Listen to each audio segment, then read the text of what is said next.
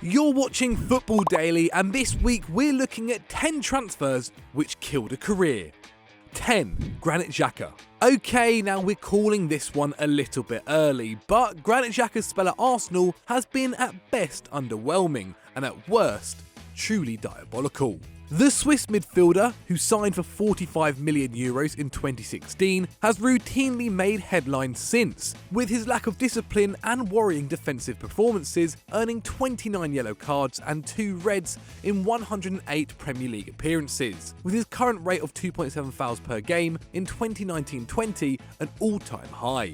Admittedly an excellent distributor from deep, with around 6 completed long balls every match, Xhaka has never had the support he enjoyed at Borussia Mönchengladbach, where the energetic Mahmoud Dahoud and Lucien Favre's back three gave him multiple passing options and prevented his lack of pace from being exposed. In his final year in Germany, Xhaka completed more passes, more long balls, more dribbles, and won the ball more often than at any point in his Premier League career, with 5.4 tackles and interceptions a match, halving to 2.7. And since he came to Arsenal, he's given away 5 penalties in league play, more than anyone else in the division in that same period. To make matters worse, Xhaka's privileged position under Unai Emery has added to his unpopularity with the fans, a tension which came to a head in October 2019, when Xhaka was booed off the pitch during a drab draw with Crystal Palace, only to respond by throwing the captain's armband to the ground and insulting the entire crowd. Once linked with Liverpool, United and Bayern Munich, Xhaka now faces a fight to resuscitate a flagging career at the age of 27. 9. Malcom. Nominated for the Golden Boy Award as recently as 2017, in the past 2 years Malcom has cost clubs a combined €81 million in transfer fees, but has played just 712 minutes in that same period, working out to about €114,000 per minute he's spent on the field. That's a shame, because at Bordeaux, the Brazilian attracted interest from Roma, Arsenal, Bayern Munich, Tottenham and PSG, racking up 19 goal involvements in Ligue 1 at the age of 20. A brilliant creator, Malcom laid on more chances for his teammates than all but 4 players in France, and he also took 2.5 shots a game and completed nearly 3 dribbles, suggesting a future as a genuine attacking all-rounder. As a result, Roma felt he was the perfect solution on their right wing, and then sporting director Monchi thrashed out a deal with Bordeaux worth €37 million.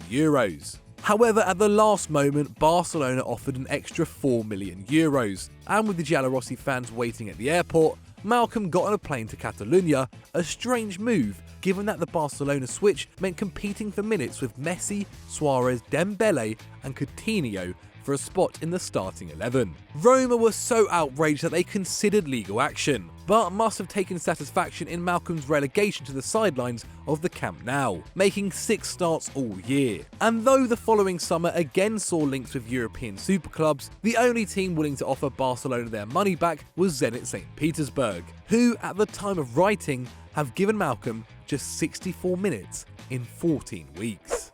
Just before we move on to our next one, if you guys aren't already subscribed to FD, make sure you hit that subscribe button and the notification bell so you never miss a single video.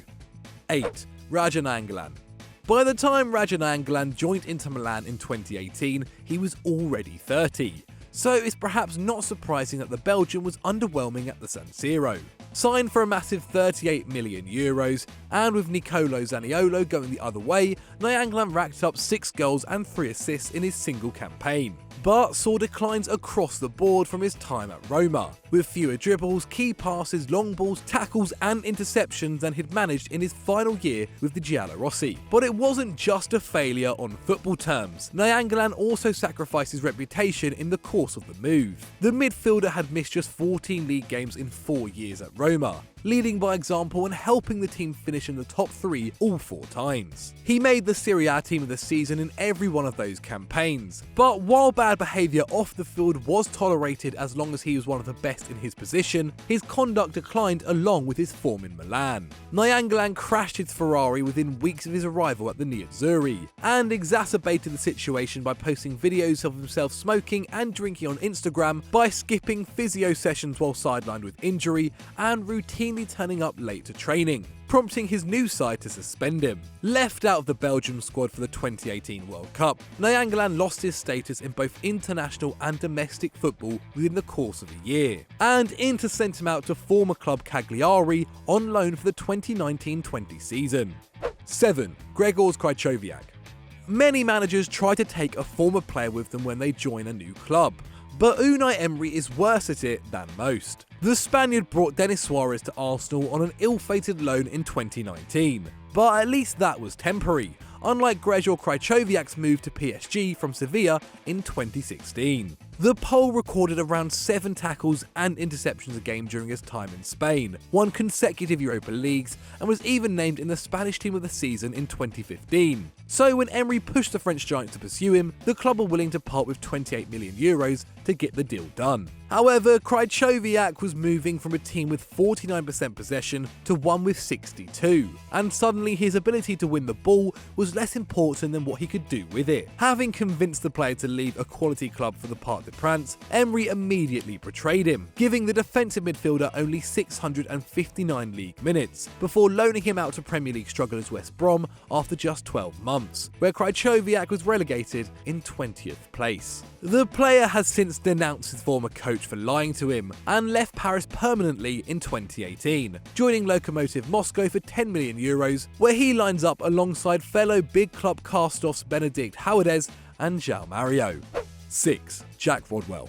Capped for the England national team at the age of 20, Jack Rodwell was widely expected to mature into a star after he broke through at Everton in the late 2000s. Though he didn't excel in any one area, Rodwell wasn't bad at anything either, and appeared for the Toffees as a number 6 in attacking midfield and even as a centre-back. A regular in the side pushing for a spot among the Prem's elites, Rodwell made himself a fan favourite at Goodison in 2010, getting his first top-flight goal for the club in a famous 3-1 win over Manchester United. That made him popular at Manchester City too, and the Sky Blues, keen to build a title-winning side with top homegrown talent, spent £10 million on Rodwell in 2012. At the time, that move wasn't entirely ridiculous, with City's midfield options consisting of Yaya Toure, Gareth Barry and Xavi Garcia, with Milner and Silva playing in more advanced positions. But injuries prevented the Englishman from making an impact, limiting him to 11 league games in his maiden season. And the arrival of Fernandinho the following summer made matters worse, with Rodwell playing just 5 more matches for the Sky Blues. Sold on to Sunderland after 2 years at the Etihad, Rodwell endured relegation in 2017, and he played just 3 games in the whole of the 2017-18 as the Black Cats were relegated again, refusing to play despite his £70k a week wages. He has since turned out for Blackburn and was last seen in Italy, somehow earning trials with Roma and Parma. 5. Andrea Conti. Sometimes it's not the move that's the problem, but the timing. Andrea Conti made his €24 million move to AC Milan from Atalanta in 2017, on the back of a season where he'd netted 8 and assisted 5 for Ladea from right back. And at 23, he was expected to lock down the Rossoneri's flank for the best part of the following decade. Conti was the complete package. Beside that incredible goal-scoring record, he had made 4.7 tackles and interceptions per 90 under Gianpiero Gasperini the previous season, and the year before that, when he played like a more conventional fullback, he'd managed an incredible 7.5 defensive actions a game. But on arriving at the San Siro, Conti found himself competing with 20-year-old Davide Calabria, who had joined Milan at 10 and was making the leap from promising youngster to first-team regular. Inevitably, the academy boy won out, and Conti couldn't even compete for the place, suffering a string of ligament injuries which led to knee surgery and just 2 league appearances all season. The next year was just as bad, this time seeing Conti notch up 4 Serie A starts, while Calabria won possession for his team over 5 times a match. As a consequence of his fitness problems and talented teammate, Conti has made just 116 senior appearances at the age of 25, with Calabria, 3 years his junior, just 20 behind. Sadly for Milan, it seems that even when they sign the right player, they're destined to see their money washed down the drain. 4. Asier Illarramendi. Now 29, Asier Illarramendi is in his second spell with Real Sociedad, the club he'd joined as a youngster and where he had made his name. A deep-lying playmaker, the Spaniard became a true regular at 22, impressing in a side featuring Carlos Vela and Antoine Griezmann as La Real earned 4th spot and a Champions League spot for the first time in a decade. At the time, Illarramendi was almost impossible to get around at the base of midfield, with 6.5 tackles and interceptions per game, and his exceptional distribution, with around 70% of his long balls finding their target, saw him compared to Xabi Alonso. And as it happened, Real Madrid were looking for a replacement for the 32-year-old World Cup winner, and slapped down the 6th largest fee in their history for Illarramendi, expecting him to run their engine room for the next 10 years. But that's not how it worked out. Though Illarramendi's defensive output remained the same as it had been at his previous club, and though he'd complete 168 out of 196 long balls in 2 years in Madrid, he rarely featured, playing fewer minutes for Los Blancos in 24 months than he did in a single campaign for Sociedad. As ever, patience was in short supply at the Bernabeu, and eventually the club sent him back to San Sebastian for just 17 million euros to raise funds for Mateo Kovacic, who would go on to be tossed on the scrap heap himself. And while Illarramendi would continue to cover the backline admirably, he never turned into the superstar many expected, currently boasting more international caps for the Basque Country than he has for Spain. 3. Layvin Kurzawa. Largely forgotten now at Paris Saint-Germain, with only 1,000 league minutes last season, Layvin Kurzawa was once among the best fullback prospects in Europe. The Frenchman who joined Monaco at 15 would spend 5 seasons with the Monegasques, suffering the pain of relegation in 2011 before going on to enjoy their triumphant return to the top flight in 2013, when he became a starter at the age of 21.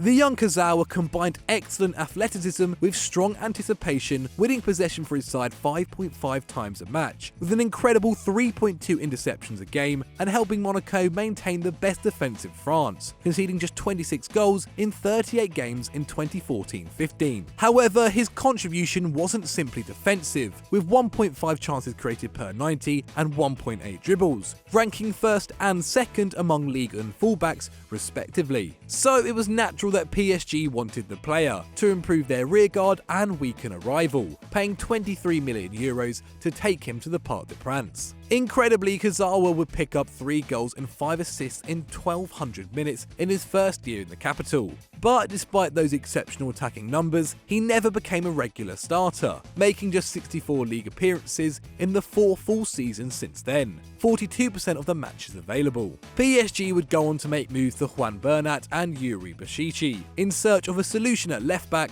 while Monaco plumped for a promising Marseille youngster called Benjamin Mendy.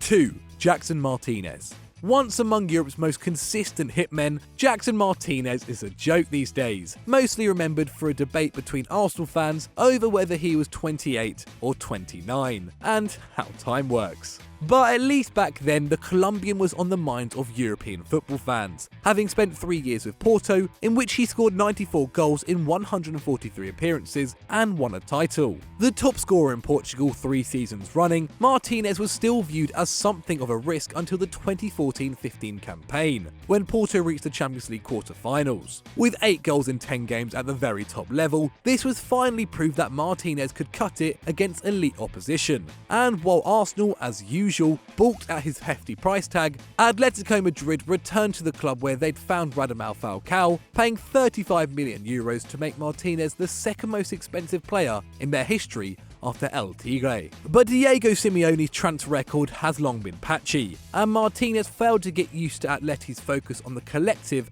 over the individual, with club captain Gabi publicly criticising Martinez's attitude, as the forward made just 15 league appearances for the club, scoring twice. His stay in Spain would last just 6 months, with Guangzhou Evergrande inexplicably offering the Rojiblancos a way out of the contract, handing them 42 million euros for the striker and giving him 12 million euros a year in wages. But even in China, Martinez failed to rediscover his form, suffering an ankle injury which kept him sidelined for the best part of 2 seasons and leading Guangzhou to cancel his contract after 16 games and 4 goals. He is now back in Portugal, leading the line for Portimonense in front of a regular crowd of 9,000. 1. Alex Teixeira.